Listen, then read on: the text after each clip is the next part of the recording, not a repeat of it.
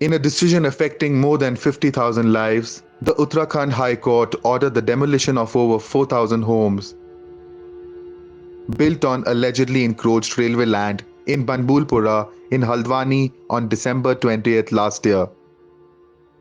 A railway notice subsequently gave the residents a week's time to vacate the area.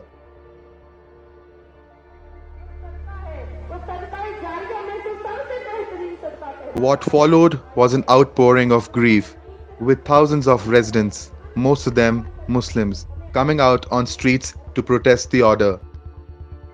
Visuals of women and children praying to seek mercy were widely circulated on social media. These residents claim that they have been living in the area for decades, possess legal documents, pay house tax, and have electricity, water, and sewage connections.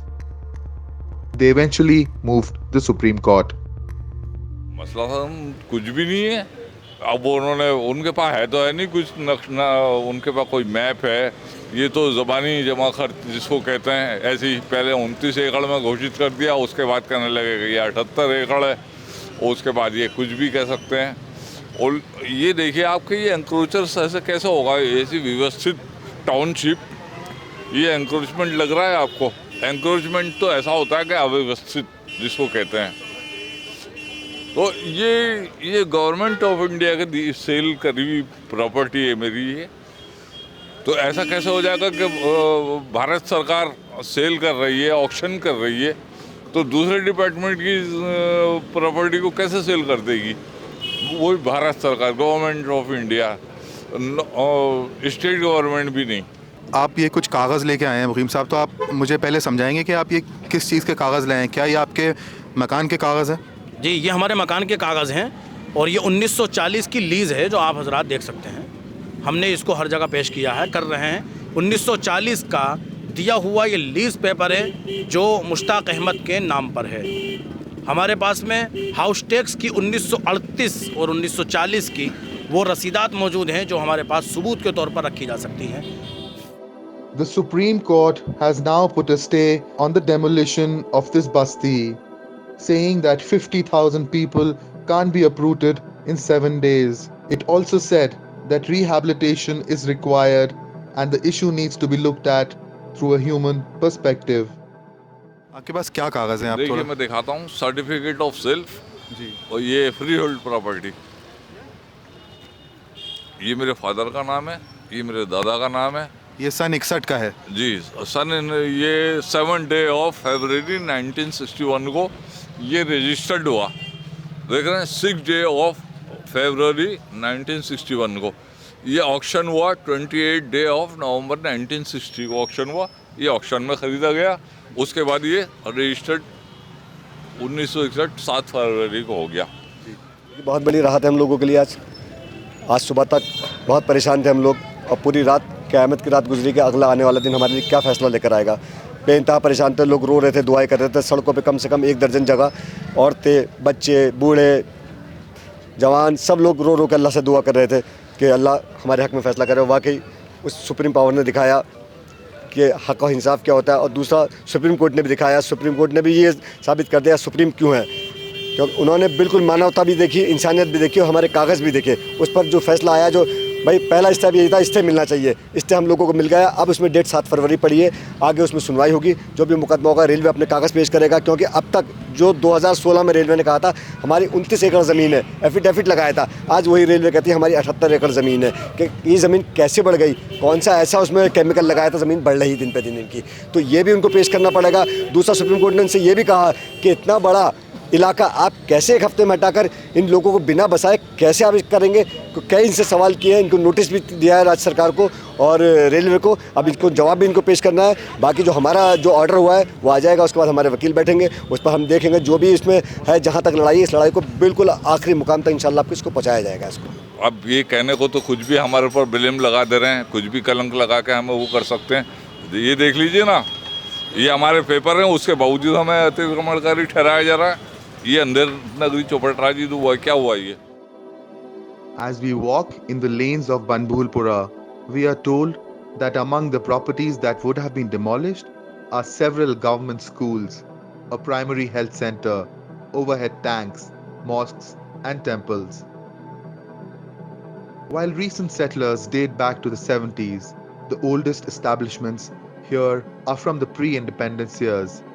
90% of the area's population is Muslim, while the rest are Hindus.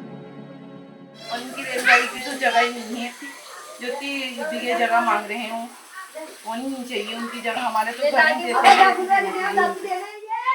एक चीज़ बताइए, ये बोला जा रहा है कि औरतों को आगे कर दिया है यहाँ पे।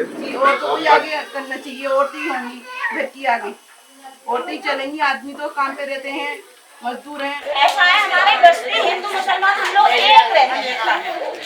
अगर उनको दुख होता है तो हम शामिल होते हैं, हमें दुख होता है तो वो लोग शामिल होते हैं। हमारा आसियान है ना, अगर आसियान चाहिए तो आप बम रखवा दीजिए, बात खत्म हो जाएगी। एक चीज़ ये बताइए कि यहाँ पे हर समुदाय के लोग हैं, मुसलमान ज़्यादा हैं। हाँ। और आप लोग एक ज़माने से साथ में रह रहे हैं यहाँ पे, तो आप जैसे कह रहे हैं कि हम लोग सब एक दूसरे के सुख दुख में रहते हैं, मगर कुछ चैनलों में कुछ जगह ऐसा भी चला है कि भाई ये लोग आतंकवादी हैं या जिहादी हैं या इस टाइप की। ये गलत बात है, ये भड़काने वाली बात होगी सर, तो भड़काने वाली बात होगी। ये ऐसा कुछ नहीं है हमारे यहाँ, हिंदू मुसलमानों यहाँ से लेके इंद्र नगर तक, कपूर बस्ती तक, ऐसा कुछ नहीं है। ये हो गई लड़ाई वाली बात। आप लोग सब आराम से रहे हैं? हाँ, हम लोग सब आराम से रहते चले आए, कभी कहीं कोई लड़ाई मतलब भी नहीं है। ऐसा तो नहीं है, कर्फ्यू लग गया, बरेली में लग गया, कहीं लग गया, यहाँ कहीं यहाँ पे कुछ नहीं है। बच्चे हमारे कहाँ जाएंगे, जमाने के जब गुजरिया कहाँ जाएंगे हम, बच्चों को लेकर, छोटे छोटे बच्चे हमारे पोते पोता हमारे पास रखना पड़ता, सब चीज़ हमारे पास है, हमारी शादी की सर्दियाँ सब कुछ हटाई जाएगी, बच्चे तो हमारे पैसा खाते।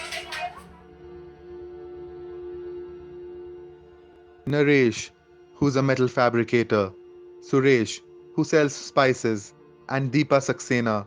They are all residents of Banbhoolpura and say that they've always lived here in harmony for generations. Many residents, unhappy with mainstream media's coverage of the protests, allege that some news channels reduce such issues to binaries such as Muslims versus government or nationalist versus traitor, without understanding the ground situation. However, some believe that it is only a section of the media which gives a communal color to such situations.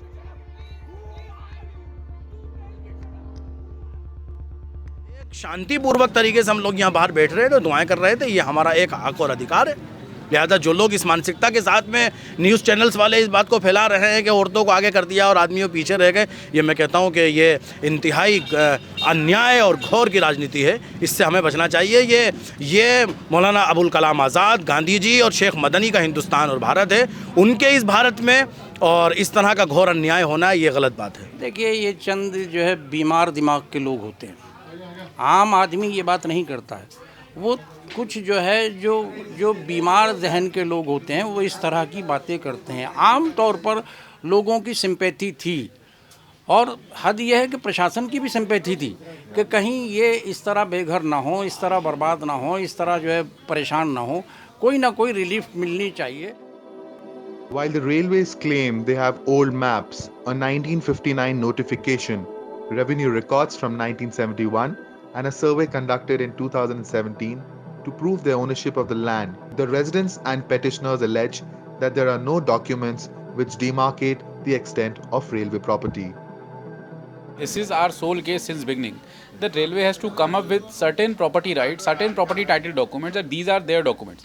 Railway 28 acres is the claim of the petitioner itself. Petitioner says that railway has 29 acres of land which is being encroached upon by the residents of the area in question. Now, railway do not have any plan, railway do not have any notification of vesting of property in their favor. Railway simply says these are 4,365 houses which we have identified which are encroacher over our land. Now, this 78 acre, 29 acre, these are all hypothetical figures. Railway has nowhere said 78 acres, railway has nowhere said 28 acres. It is all the petitioner says that 29 acres of railway land has been encroached upon and these 4,365 houses have been identified. Without even looking into it whether these 4,365 houses spread over 29 acres or they spread over 78 acres. This is the issue. Railway says we are having 28 acres, but now these houses which have been identified, they spread over 4.5 kilometers, almost 78 acres of land. So this is the whole issue actually, which we have conversed before the Supreme Court, that there has to be some demarcation, there has to be some extent of railway land actually. The Supreme Court has also observed that no rehabilitation policies were put in place before issuing notices to people to vacate within a week. It's fairly well known that you cannot vacate such a large population. It's equivalent to the population of my hometown and your hometown, Nainital. Where do you put those people? You cannot do that in a welfare state. People have the right to rehabilitation. They must be rehabilitated. So what I see in this scenario is that people, leave alone rehabilitation, people have papers, legal possession papers of the land that they live on. They pay house taxes, they pay water bills, they pay electricity taxes. There is a sewerage system in place. There are government schools, there are temples, mosques. There are so many government establishments here as well. I see that if this becomes an issue, if despite having such legal evidence, if people are still scared and they have to be out on the streets worrying about whether they'll have homes tomorrow or not, this is a matter which many thousands and lakhs of people across Uttarakhand should be worried about, and the country, because people live in similar situations across the country where you might have deeds that have been executed in your name, freeholdings on government land. So this issue is not just about a Banbhoolpura. It becomes a very vast issue if you look at it in those terms. It's not just about one locality and one order being executed. That is, if executed, if the HC order was executed, it would have set a very bad example and very threatening example for large population across the country, I think.